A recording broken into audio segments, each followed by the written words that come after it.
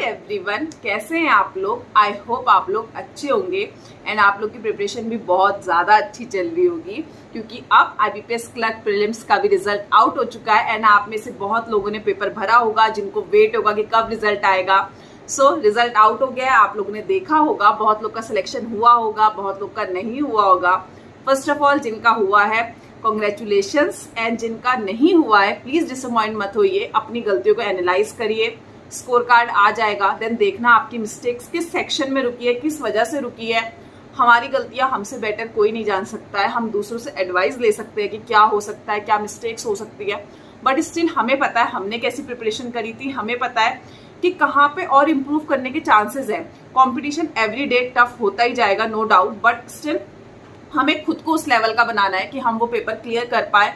क्योंकि अगर हम कितना भी ये चीज़ मन में लेके चले, कट ऑफ ज़्यादा चले गई, नॉर्मलाइजेशन हो गया, still we can't change anything. मतलब हम चाहते हुए भी कुछ नहीं बदल सकते, वो रिजल्ट आ चुका है। अगर आपका सिलेक्शन नहीं हुआ है तो वो ऐसा नहीं होगा, वो थैंक यू कॉन्ग्रेचुलेशंस में बदल जाएगा। सो मेक श्योर इंस्टेड कि हम अपनी जो भी आउटर सराउंडिंग्स हैं उसको ब्लेम करें, बेटर है हम खुद को देखें हमारी कहाँ गलती हुई है, अपने आप को उस लेवल का बना लें कि हमें किसी को अगर बाहर चीज़ें उतनी ओके नहीं भी हैं, मतलब हो सकता है कि नॉर्मलाइजेशन हुआ हो, आपके साथ उतना फेयर ना हुआ हो, बट स्टिल हम खुद को ऐसा बना लें कि हम अच्छे से क्लियर कर पाए, हमें कोई भी रीज़न ना रोक पाए। सो अच्छे से देखिए, एंड बाकी जिनका हुआ है उसके बारे में मैं बात करूंगी, आप मेंस की प्रिपरेशन कैसे करें, क्योंकि फर्स्ट स्टेप आपने ले लिया है, बट उससे भी ज़्यादा इंपॉर्टेंट है मेंस। क्योंकि एक तो प्रिपरेशन का लेवल थोड़ा सा अप जाएगा, दूसरा आपको अपना 100 भी नहीं 110% वहाँ पे देना है, अपना बेस्ट से बेस्ट देना है, क्योंकि यही एक फाइनल स्टेप है। अगर आपने ये क्लियर कर लिया, आपके हाथ में IBPS क्लर्क में जॉब होगी। 1 अप्रैल को फाइनल रिजल्ट, बहुत आपको खुशी मिलेगी जब आपके हाथ में वो फाइनल जॉब होगी।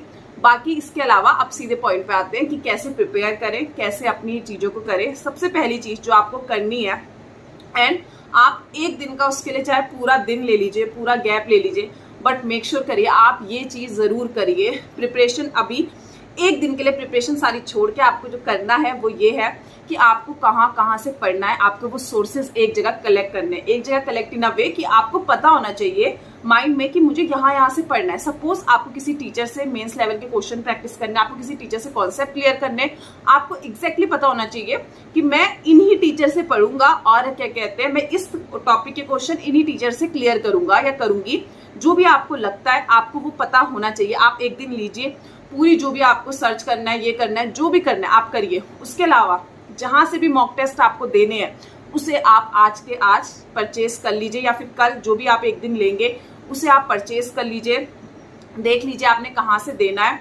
And then the third thing is कि अगर आपको जहाँ से भी PDF के सोर्सेज हैं, सपोज आपको कहीं से मेंस लेवल क्वेश्चन प्रैक्टिस करने हैं, वैसे मॉक्स भी इनफ है प्रैक्टिस करने के लिए, बट स्टिल कहीं से क्विज देनी है, आपको पता होना चाहिए। सपोज जैसे मुझे अगर मेंस लेवल के क्विज प्रैक्टिस करनी है तो मुझे पता होना चाहिए कि मैं अड्डा में जाऊंगी और वहां से क्विज करूंगी।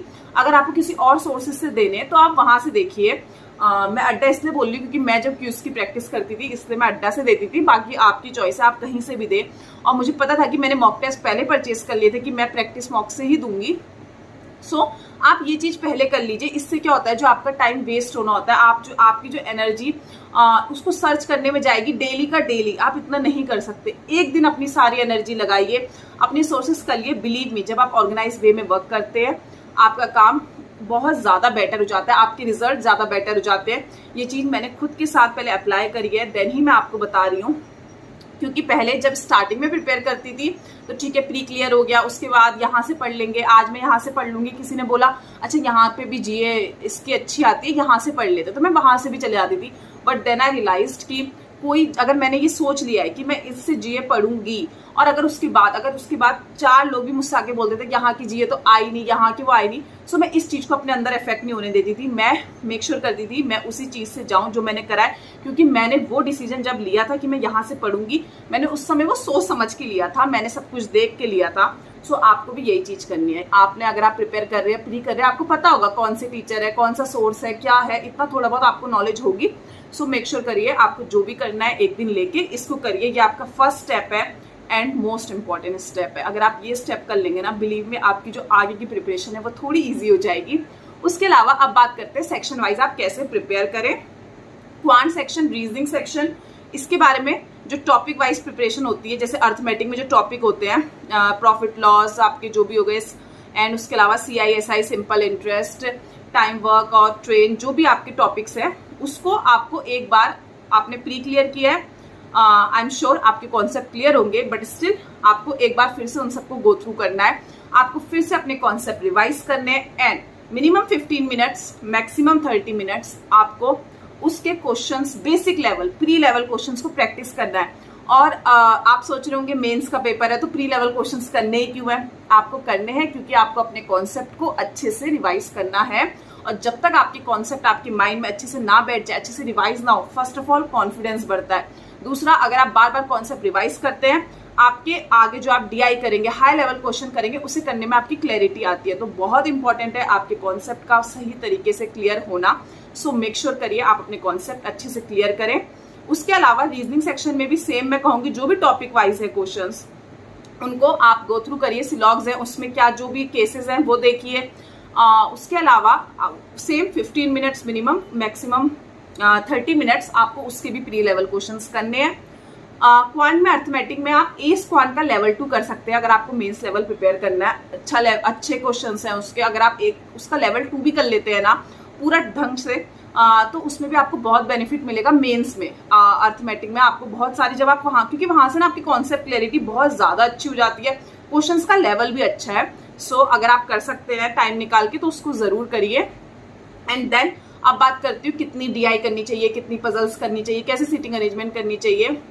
अगर आप 2 मिनिमम, कम से कम 2 तो करनी है, उसके अलावा ज़्यादा भी कर सकते हैं, लेकिन अगर आप 2 भी डेली DI करते हैं मेंस लेवल की, और 2 डेली पजल्स और सीटिंग अरेंजमेंट करते हैं डेली मेंस लेवल की, बिलीव मी इनफ है। लेकिन आपको डेली कंसिस्टेंसी के साथ करना है, रेगुलर बेसिस पे करना है, और डेली आप कुछ अलग टाइप के क्वेश्चन लिए, ऐसा नहीं कि आप सेम टाइप के क्वेश्चंस ले रहे हैं मेंस लेवल में।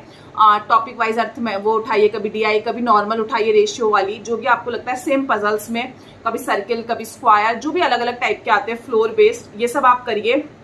अब बिलीव मी अगर आप 2 भी करते हैं, क्योंकि हमें और चीज भी प्रैक्टिस करनी है, मैं जानती हूँ जब हमारा मेंस का होता है सबसे ज्यादा टाइम तो हम GA में ही लगा देते हैं, तो बाकी चीजों के लिए तो हमारे पास वैसे ही टाइम, हम सोचते GA ही हो जाएगी, बाकी तो हम कर ही लेंगे क्योंकि हमने प्री क्लियर किया, हमने थोड़ा बहुत पढ़ रखा है। बट स्टिल आपको 2 तो करने ही करने हैं, और अगर आप 2 भी करते हैं इनफ है। उसके अलावा कॉन्सेप्ट भी, तो आपको हर चीज के लिए टाइम देना है। आप अपने आप को बर्डन नहीं रखना है कि ये भी करना है वो भी करना है। आपको अच्छे मन से पढ़ाई करनी है, अच्छे तरीके से पढ़ाई करनी है। बर्डन लेके पढ़ाई करेंगे, रिजल्ट्स स्टिल, ऐसा नहीं है रिजल्ट्स नहीं मिलते, बट आई बिलीव कि अगर आप अच्छे मन से पॉजिटिव वे में पढ़ाई करते हैं, पढ़ाई को बर्डन लेके नहीं करेंगे, तो आपको ज़्यादा बेटर रिजल्ट्स मिलेंगे।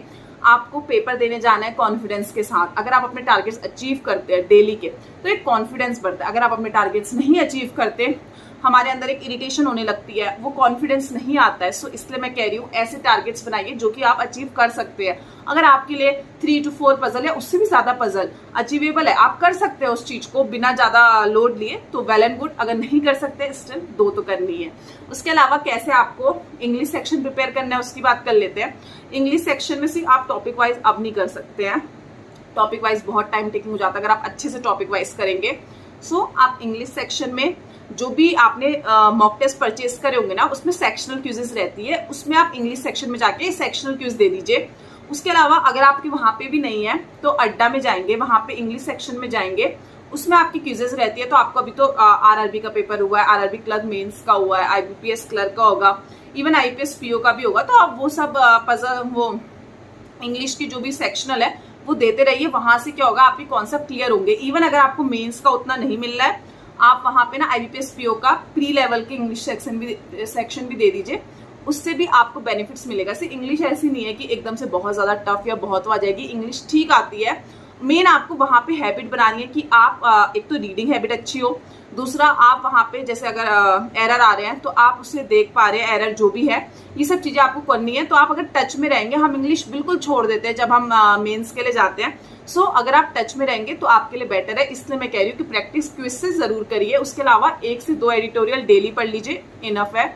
एंड देन GA सेक्शन कैसे करना है, अगर आप पहले से डेली कर रहे हैं तो उसको रिवाइज करिए, उसके अलावा कहीं से क्विज दे दीजिए, इनफ हो जाएगा। लेकिन अगर आपने डेली नहीं करी है तो कहीं से भी, चाहे क्लाउड अफेयर्स हो गया, चाहे अड्डा हो गया, या जो भी और सोर्सेज है, जो भी आपको लगता है वहां से आपको क्या करना है कि जो भी कैप्सूल आती है या मंथली करंट अफेयर्स, उसे आपको डाउनलोड करके या प्रिंट आउट करके जो भी है उसे निकाल लीजिए एंड देन डिवाइड कर लीजिए कि इतने दिन में 2 to 3 मंथ्स डेज में मैं 1 मंथ कंप्लीट कर लेंगे, then 2 to 3 days next, 2 to 3 days next month.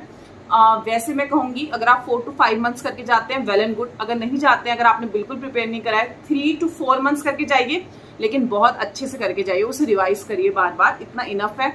बहुत ज़्यादा करने का फ़ायदा नहीं है, जितना आप कर रहे हैं सही राइट वे में अच्छे से रिवाइज करके कर रहे हैं उसका बेनिफिट आपको ज़्यादा मिलेगा।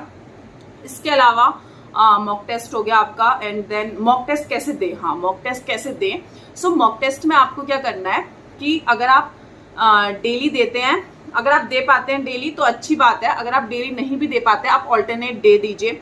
और मैं ऑल्टरनेट डे इसलिए कह रही हूँ क्योंकि आपको जो आपने दिया है मॉक टेस्ट, मेंस का मॉक टेस्ट थोड़ा सा लेंथी होता है, एनालाइज करने में भी टाइम लगता है, और उसके अलावा आपको और सेक्शन अच्छे से पढ़ना भी है, मतलब आपको ऐसा नहीं है कि DI नहीं करनी है या फिर आपको और चीज़ें नहीं करनी है और GA पढ़नी है। सो मॉक टेस्ट अगर आप दे रहे हैं मेक श्योर करिए आप उसका जो है एनालाइज भी करें, तभी आप उसे ऑल्टरनेट डे दें। अगर आप ऑल्टरनेट डे भी नहीं दे पा रहे, कोई मेरी तरह है, मैं ऑल्टरनेट डे भी नहीं दे पाती थी मेंस लेवल के क्वेश्चन मॉक टेस्ट, मुझे तो मतलब मैं भले ही मैं कितनी प्रैक्टिस कर लूँ, मुझे थोड़ा मॉक टेस्ट देने में मेनली बहुत टाइम कंज्यूमिंग हो जाता था, तो मैं वीक में 1 या 2 मॉक टेस्ट देती थी, कभी कभी 1 भी देती थी। सो आप देखिए आपके लिए क्या बेस्ट वर्क करता है, जो भी आपके लिए बेस्ट वर्क करता है आप उसको पॉइंट मतलब उसको देखते हुए रखिए, क्योंकि एनालाइज करना जरूरी है। आप कौन से क्वेश्चंस अगर पहले कर ले तो आपको वहां बेनिफिट मिलेगा, पेपर में आप ज्यादा स्कोर कर लेंगे, आपका कौन सा स्ट्रांग पॉइंट है कौन सा नहीं है, कैसे DI कब उठाने हैं, जहां पे आप फंस रहे हैं कहाँ पे आपको उसको छोड़ देना है,